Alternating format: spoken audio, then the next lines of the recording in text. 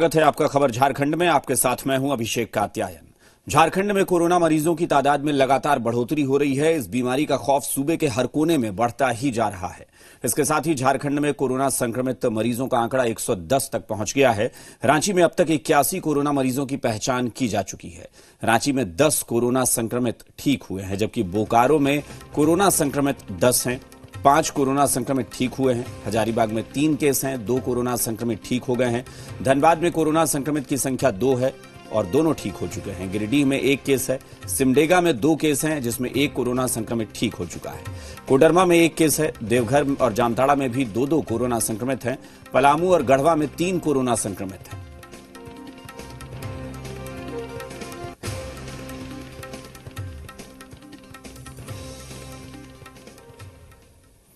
साहिबगंज से कई बसों को रवाना किया गया है। झारखंड के फंसे हुए मजदूरों को पश्चिम बंगाल से लाने के लिए बस रवाना की गई है। क्वारंटीन अवधि पूरी करने वाले फंसे मजदूरों को लाने के लिए बसों को पश्चिम बंगाल भेजा गया है। ये बसें पश्चिम बंगाल के फंसे हुए मजदूरों को भी ले जा रही हैं, जिन्होंने साहिबगंज जिले में सरकारी क्वारंटीन में अवधि पूरी कर ली है। यानी अब दूसरे प्रदेशों से लोगों के लाने का जो काम है वो अब शुरू कर चुकी है प्रदेश की सरकार। पहले जो पश्चिम बंगाल के जो मजदूर यहां पर, पश्चिम बंगाल के जो लोग यहां पर फंसे हुए थे झारखंड में, उन्हें सरकारी क्वारंटीन सेंटर में रखा गया था। उसके बाद उनकी क्वारंटीन अवधि पूरी होने के बाद उन्हें वापस अब बंगाल भेजा जा रहा है। और जो बंगाल में, पश्चिम बंगाल में जो झारखंड के लोग फंसे हुए हैं, उन्हें अब वहां से इन्हीं बसों में भरकर लाया जाएगा। वहां पर भी क्वारंटीन अवधि पूरी कर लेने के बाद उन्हें लाया जा रहा है।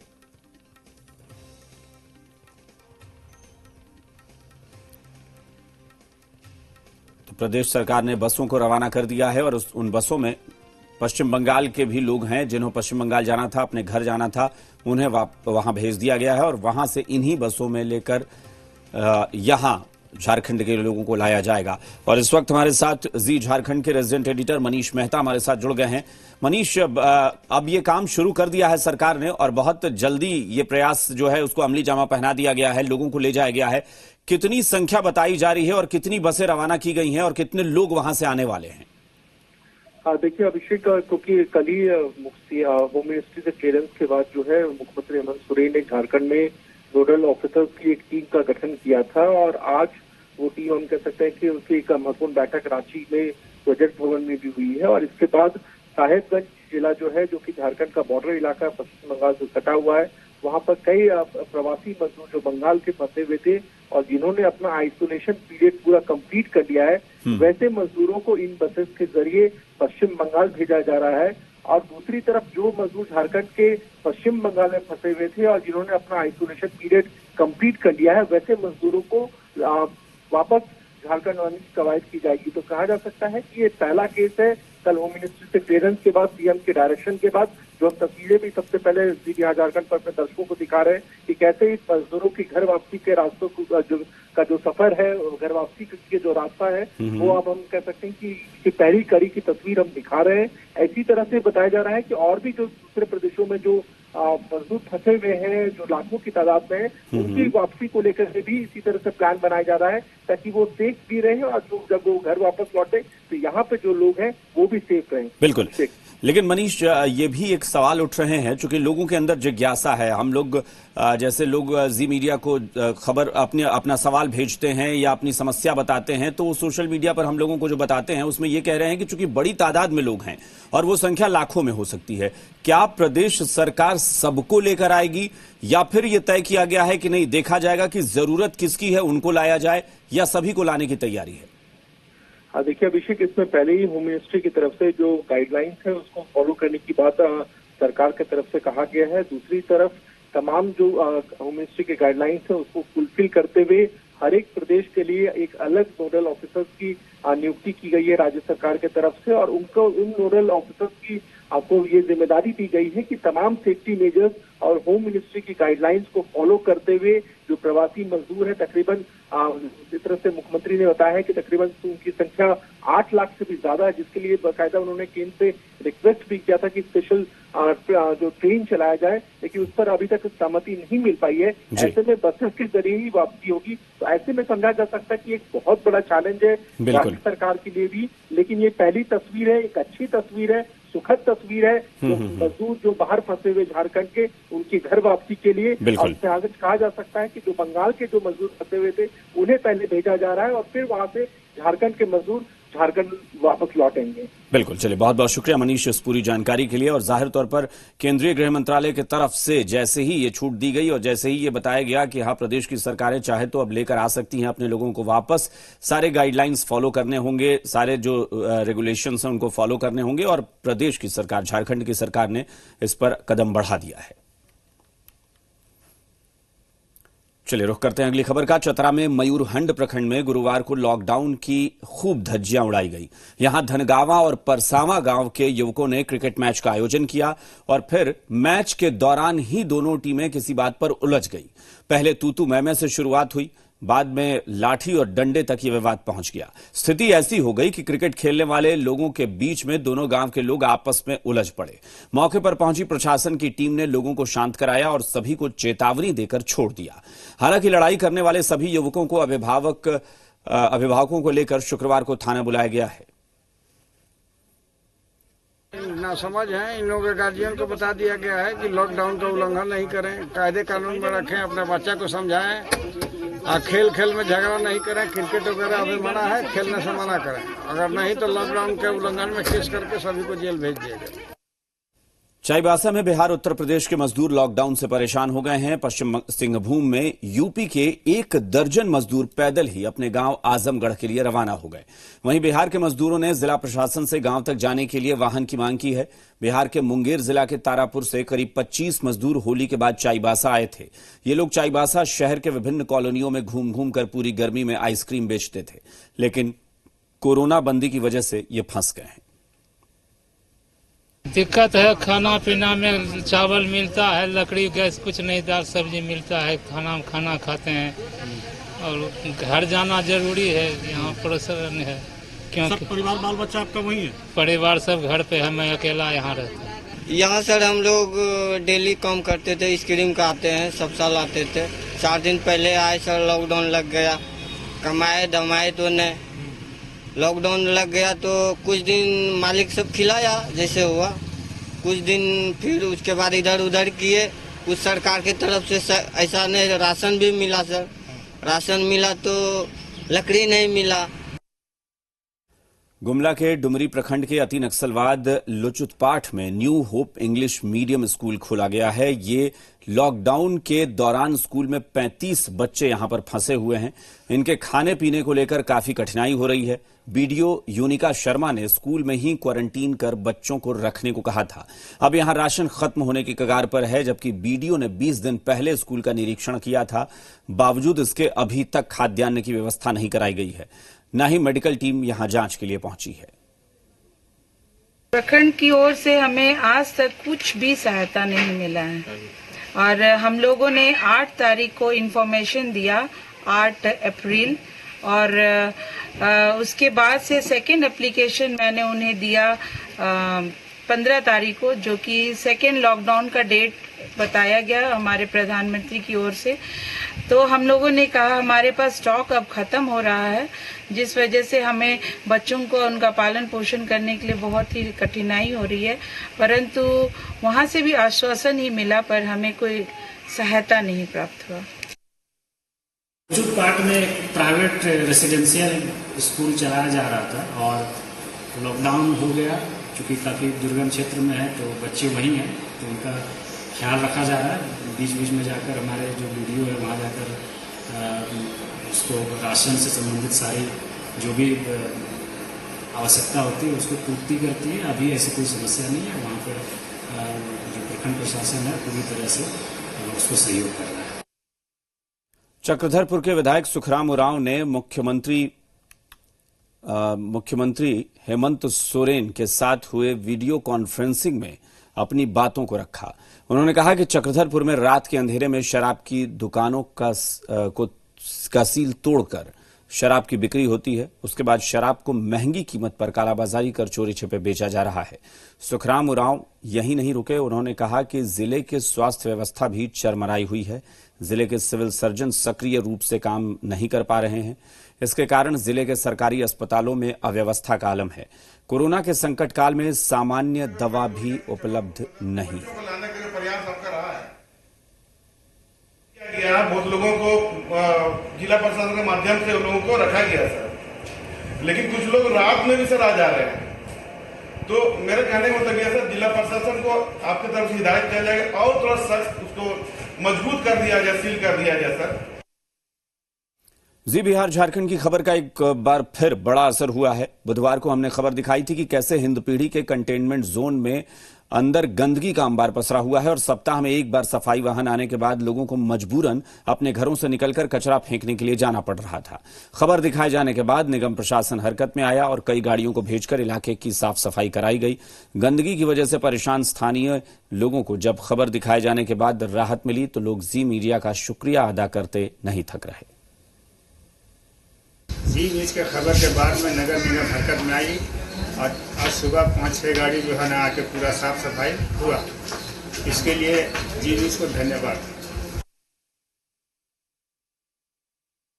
जी न्यूज में खबर आने के बाद जिस तरह से नगर निगम ने तत्परता दिखाई और पूरे इलाके का साफ सफाई किया, उसके लिए हम जी न्यूज का धन्यवाद करते हैं कि उनके इस कदम से हमारा इलाका साफ हुआ। खबर का ये असर हुआ कि आज 3-4 गाड़ी नगर निगम से आई, अब पूरी नाला रोड की सफाई हुई। इसके लिए मैं जी न्यूज़ को धन्यवाद करता हूँ और आशा करता हूँ जी न्यूज़ आगे भी झारखंड की कभी समस्याओं को इसी तरह समाधान करे। मुख्यमंत्री हेमंत सोरेन ने झारखंड से बाहर फंसे लोगों को लाने के लिए कवायद शुरू कर दी है। सीएम ने कहा कि अधिकारी दिन रात इस कार्य में जुटे हुए हैं। हम लोग काफी तेजी से इस दिशा में आगे बढ़ रहे हैं। केंद्र से मदद के लिए भी लगातार संपर्क किया जा रहा है। जो अभिभावक अपने साधन से बाहर पढ़ रहे बच्चों को लाना चाहते हैं वो अपने जिला कलेक्टर से संपर्क करें। जल्द से जल्द उन्हें पास निर्गत किया जाएगा। मजदूरों को सहायता दिए जाने पर मुख्यमंत्री ने कहा कि इस लॉकडाउन में हर वर्ग के लोग प्रभावित हुए हैं। राज्य में सभी की भागीदारी है। इस संक्रमण के खत्म होने के बाद हर किसी को कुछ न कुछ तोहफा मिलेगा। जबकि कांग्रेस के मंत्रियों की नाराजगी पर मुख्यमंत्री ने कहा कि मुझे अभी इसकी जानकारी नहीं है, मैं मंत्रियों से बातचीत कर आप सभी को कुछ बता पाऊंगा। हमने तो लगातार शुरू से ही मजदूरों के प्रति और छात्र छात्राओं के प्रति केंद्र सरकार से दिशा निर्देश और सहयोग की बात कही थी। बातें और भी होती रहेंगी। केंद्र सरकार के साथ और भी संवाद होता रहेगा। मजदूर आम झारखंडियों को लाने को लेकर विभिन्न राज्यों के नोडल पदाधिकारी भी नियुक्त हो गए हैं। लॉकडाउन के कारण देश में कई लोग दूसरी जगहों पर फंस गए हैं। इसमें प्रवासी मजदूर, तीर्थयात्री, पर्यटक और छात्र शामिल हैं। गृह मंत्रालय ने फंसे हुए लोगों के लिए नई गाइडलाइंस जारी की हैं, जिसके मुताबिक दूसरे राज्यों में फंसे लोग अपने घर वापस जा सकेंगे।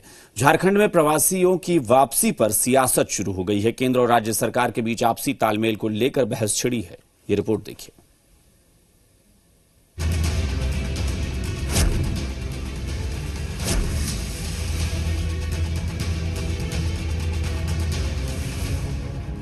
झारखंड के प्रवासी मजदूर और छात्र जो बाहर फंसे हुए हैं, उसको लेकर केंद्र सरकार ने हरी झंडी दे दी है।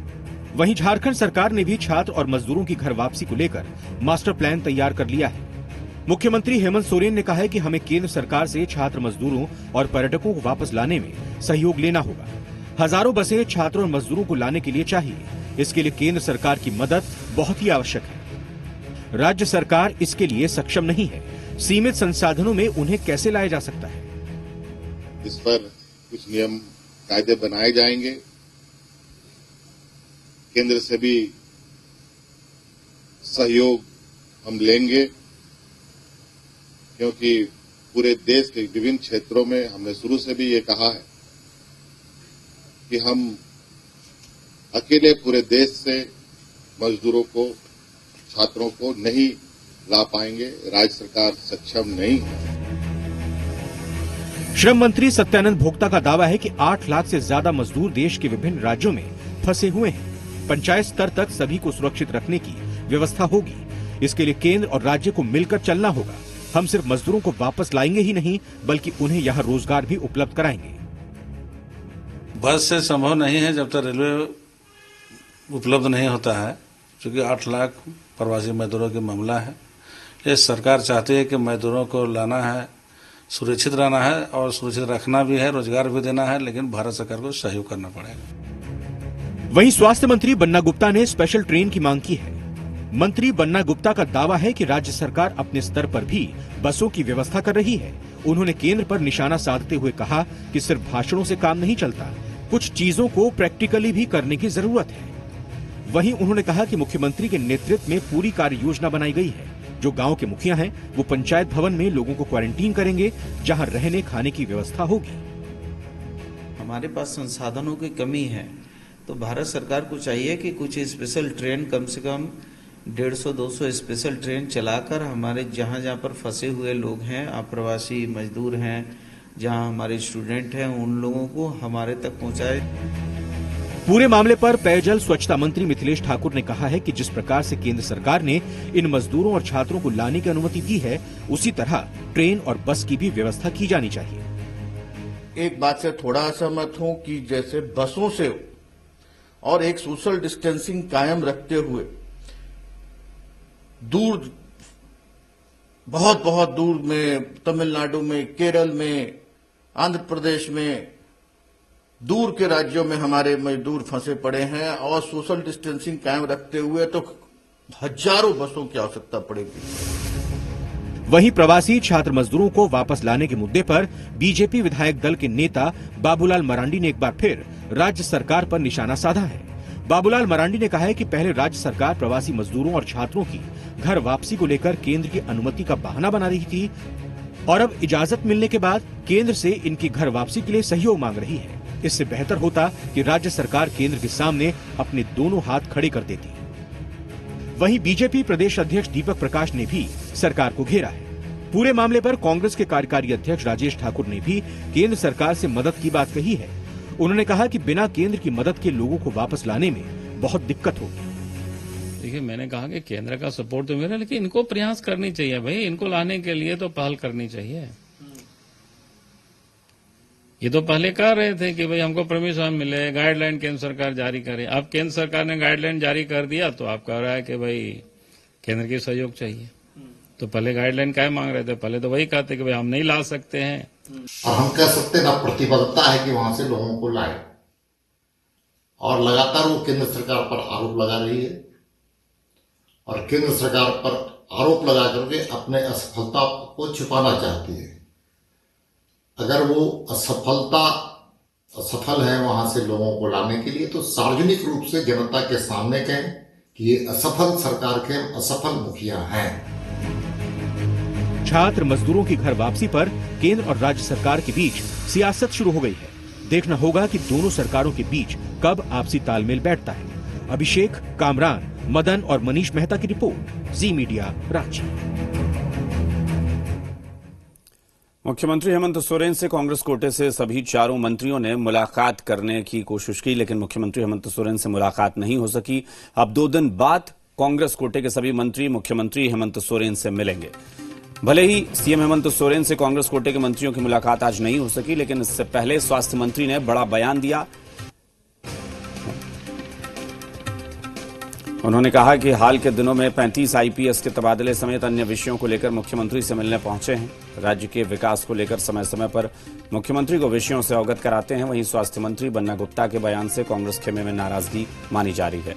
हालांकि बन्ना गुप्ता के बयान पर ग्रामीण विकास मंत्री आलमगीर आलम ने कहा कि बोलते बोलते जुबान फिसल गई, इनका मकसद ये नहीं था। जबकि स्वास्थ्य मंत्री बन्ना गुप्ता ने कहा कि मैं अब भी अपनी बातों पर अडिग हूं।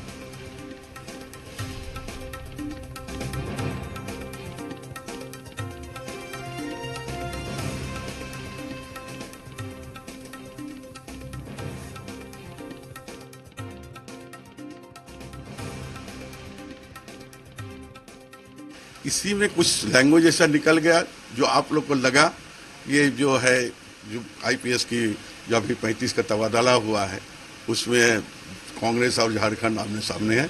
ये बात जो है निराधार है और कहीं भी इस पर सत्यता नहीं है। ये जो वर्कर्स की बात जो उठकर आ रहा था, इस पर हम लोग चिंतन मंथन कर रहे थे। एसपी साहब लोगों का तबादला हुआ है उस संबंध में भी बात करनी है। दूसरा जो है कि 5 करोड़ रुपया तक जो सचिव को अधिकार दिए गए हैं उसको वो आदेश को भी रिवोक कराने की बात करनी है। साथ में जो है कि राजबाला वर्मा के समय में सारा विभाग का जितना भी इंजीनियरिंग सेल था उसको मर्ज कर दिया है, उसको भी कैबिनेट से रिवोक कराने की बात है। कांग्रेस के 4 मंत्री आपस में मीटिंग कर मुख्यमंत्री से मिलने पहुंचे, लेकिन उसके बाद जेएमएम के प्रवक्ता मनोज पांडे ने कहा कि वो हमारे गठबंधन के साथी हैं, हमारी सरकार है और अभी तो बहुत सारे विषय हैं, उन विषयों पर बात करने के लिए कांग्रेस के सभी मंत्री गए होंगे। हमारी सरकार में संवादहीनता नहीं है। मुख्यमंत्री हेमंत सोरेन सभी मंत्रियों को साथ लेकर चलते हैं।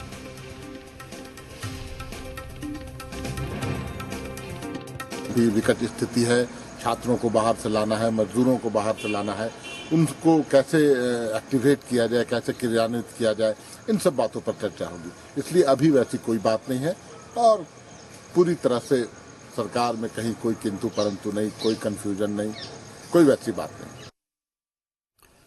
बुधवार देर रात जमशेदपुर में डॉन अखिलेश सिंह और सुधीर दुबे के गुर्गों के बीच गैंगवॉर हुआ। गैंगवॉर में 5 लोगों को गोली लगी है। पुलिस ने मौके वारदात से कई खोखे बरामद किए हैं। वारदात को लेकर पुलिस तफ्तीश कर रही है।